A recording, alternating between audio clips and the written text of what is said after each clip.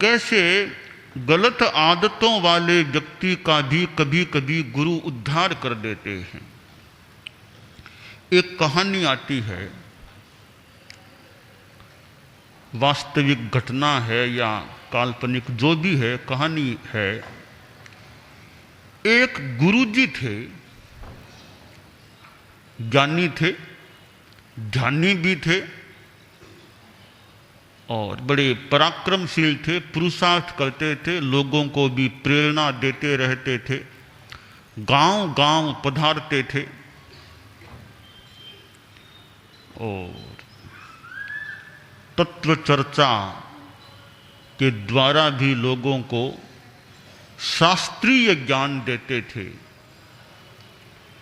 एक गांव में उनका प्रवास हो रहा था। लोग प्रवचन आदि में आते थे। एक युवक था, वो काफी गुरुजी के आसपास रहता। एक दिन वह बोला, गुरुदेव मैं तो आपका चेला बनना चाहता हूं। तो गुरुजी ने कहा, चेला गृहस्थ में रहते हुए ही या साधु बन करके? कहा नहीं महाराज, मैं तो साधु के रूप में आपका चेला बनना चाहता हूं, यानी आपके पास साधु दीक्षा लेना चाहता हूं। अब गुरुजी ने थोड़ा सा ध्यान किया, एकदम आंख मूंद कर ध्यानस्थ हो गए और फिर आंखें खोली और कहा कि ठीक है, मैं तुमको साधु दीक्षा दे सकता हूं। बोलो दीक्षा कब दूं? तिथि तय कर दूं जब मुझे दीक्षा देनी है। तो वह युवक बोला कि गुरुदेव देखिए, गुरु और अनुयायी की बात हो रही है। अब गुरु के सामने मैं क्या छिपाऊं? गुरु एक ऐसा स्थान होता है कि जहां आदमी अपनी बात साफ रख दे।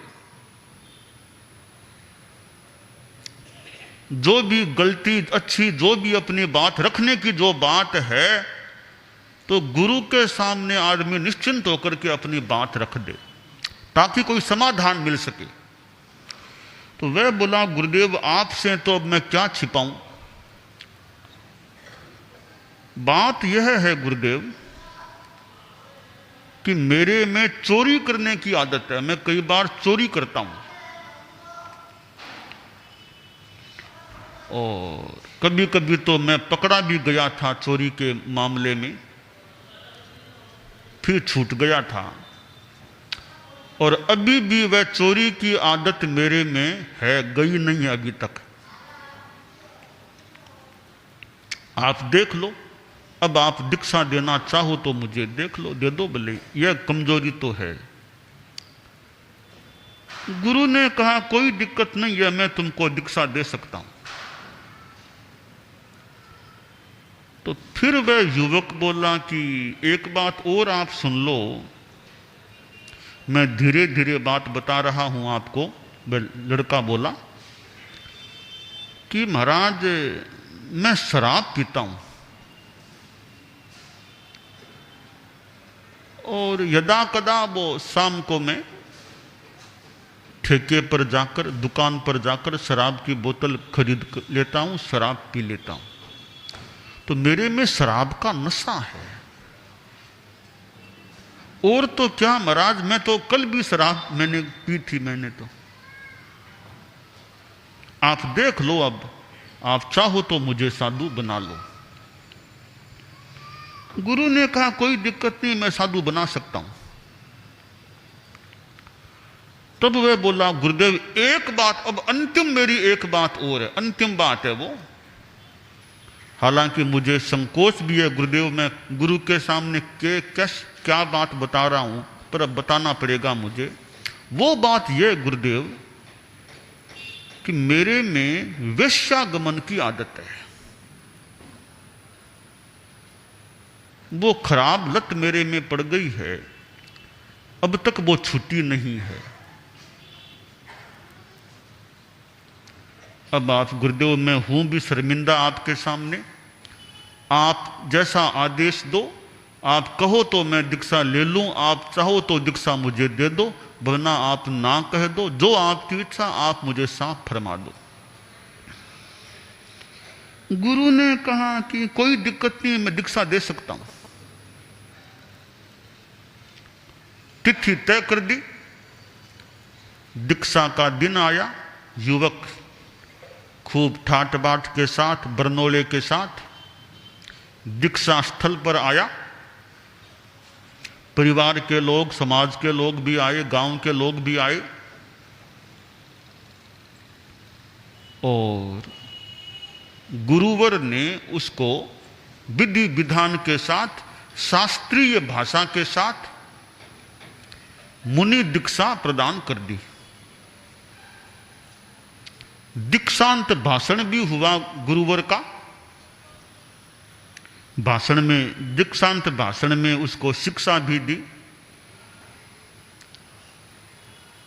और कार्यक्रम दीक्षा का संपन्न हो गया तो गुरुजी के साथ वह उपाश्रय के भीतर गया। तब गुरु ने कहा, देखो और तो बातें मैंने पब्लिक के बीच में कह दी है, एक बात अब तुम्हें और कहना चाहूंगा। कि फरमाओ गुरुदेव। मानोगे ना मेरी बात? गुरुदेव, उन 3 बातों के सिवाय जो भी कहोगे वो मान लूंगा, उन 3 बातों को छोड़ के। तो देखो बात यह है, तुम चोरी करो मेरी ना नहीं है, तुम शराब पियो मेरी ना नहीं है, तुम वेश्यागमन करो मेरी ना नहीं है। एक बात का ध्यान रखना, ऐसे गलत काम गुरु के देखते कभी मत करना। गुरुदेव, यह बात मुझे मंजूर है, मैं भी तो आदमी हूं, आप जैसे गुरु के सामने ऐसे काम थोड़ी करूंगा मैं। तो बस एक ही बात है, गुरु देखे, गुरु के देखते समय ऐसे काम कभी मत करना। कि ठीक है गुरुदेव, मुझे स्वीकार है। गुरु के पास वह रहता, गुरु उसे शास्त्रीय ज्ञान भी देने लग गए, साधु की आचार क्रिया व्यवस्था भिक्षा आदि आदि नियमों की जानकारी भी देते रहे, देने लगे। वो युवक जो साधु बन गया, गुरु की सेवा भी करता। गुरुदेव तो कुछ वृद्ध अवस्था के थे, 70 पार के थे, या चेला जवान था, तो गुरुजी की सेवा भी करने लगा।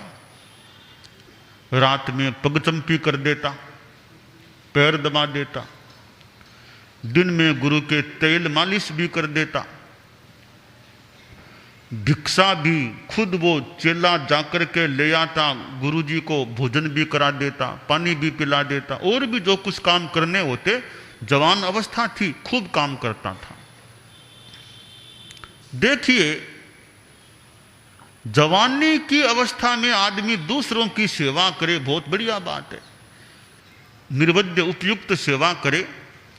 फिर अपने गुरु हो, गुरु भी वृद्धावस्था के हों, शिष्य जवान हो, तो गुरु की उपयुक्त सेवा करे, बहुत ही सौभाग्य की बात, अच्छी बात है। कितना पवित्र काम है अपने वृद्ध गुरु की सेवा करना।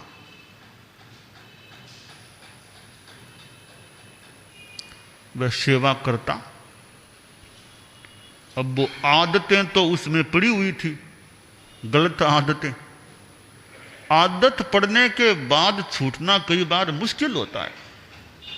शराब की आदत पड़ जाती है, आदत मजबूत हो जाती है, फिर उसको छोड़ना मुश्किल होता है कईयों के लिए। अब उसके शराब की आदत थी ही, चोरी की भी थी। एक दिन सोचा कि आज तो चोरी करने जाऊंगा, तो गुरुजी तो रात को सो गए, गुरुजी तो जल्दी लेट जाते थे। लेट गए गुरुदेव और वह पीछे से चोरी करने के लिए निकल गया। एक बड़े सेठ के हवेली के पास पहुंचा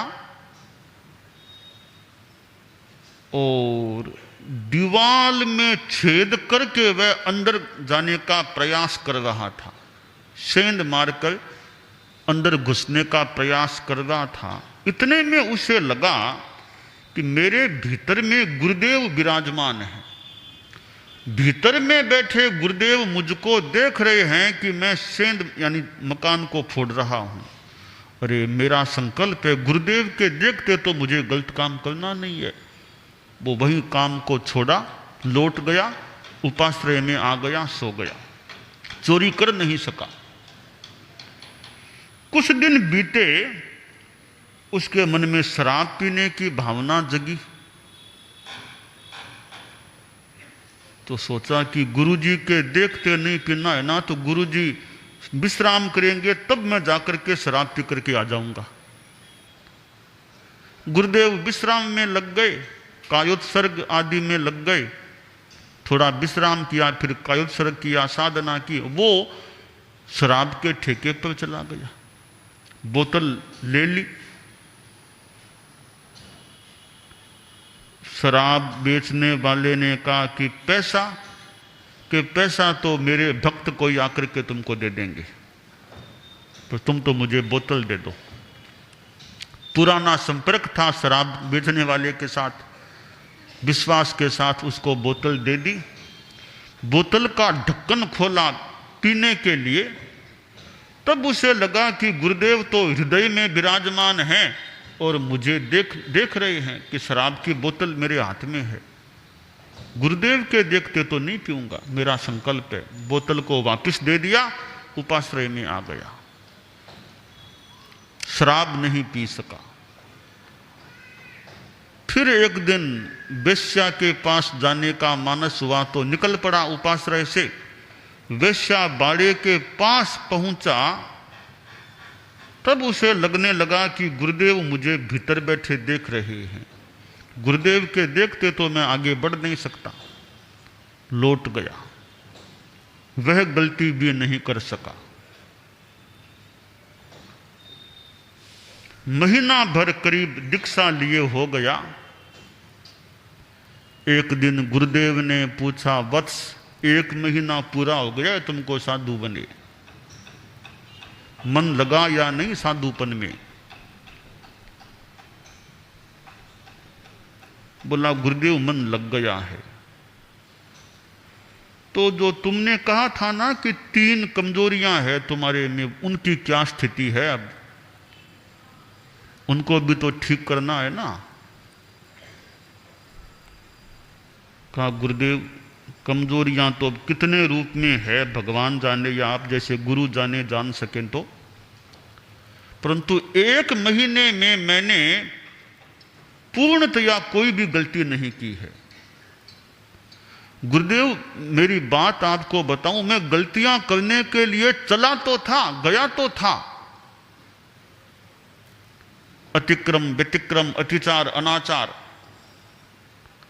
पर गलती की क्रियान्विति नहीं हुई। क्या कारण, क्रियान्विति क्यों नहीं हुई? तो कहा, गुरुदेव आपने मुझे यह संकल्प कराया था कि गुरु के देखते कोई गलत काम ऐसा नहीं करना, मैंने संकल्प लिया था। अब मैं हालांकि तीनों ही गलतियों के लिए रवाना हो गया था, पर मुझे लगा कि गुरुदेव मुझे देख रहे हैं, भीतर में विराजमान हैं, तो मैं फिर वो गलती नहीं कर सका, क्योंकि गुरु के देखते गलती करना नहीं, यह मेरा वादा है, संकल्प है। और गुरुदेव अब तो मुझे लगता है कि वे गलतियां मेरे से होंगी नहीं, क्योंकि आप जब भीतर में विराजमान हो गए हैं, आपके देखते मैं गलतियां करूंगा नहीं, मेरा संकल्प है, अब वे गलतियां हो नहीं सकती। गुरु ने कहा कि बस मुझे विश्वास है, यह गुरु के प्रति जो तुम्हारे मन में श्रद्धा है वो तुमको गलतियों से काफी बचाती रहेगी। तो जीवन में त्यागी गुरु मिल जाएं, जो पैसे की माया से उपरत हैं, जो 5 महाव्रतों 5 बड़े बड़े नियमों का पालन करने के लिए कृत संकल्प हैं और ज्ञान दान करने वाले भी हैं,